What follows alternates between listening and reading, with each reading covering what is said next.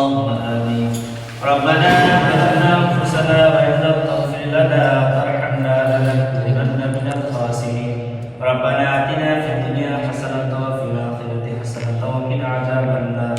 ربنا لا تزغ قلوبنا بعد إذ هديتنا وهب لنا من لدنك رحمة إنك أنت الوهاب. يا رب العالمين أما زهرنا ما زهرنا তোমার হাতে রয়েছে আল্লাহ কোরআন শরীফ থেকে কিছু অংশ তেলাওয়াত করেছি অবস্থা করেছি দরুদ শরীফ করেছি জাকির ইসলাম কামল করেছি আল্লাহ তুমি কবুল মঞ্জুর করিয়া দাও রব্বুল আলামিন আল্লাহ যে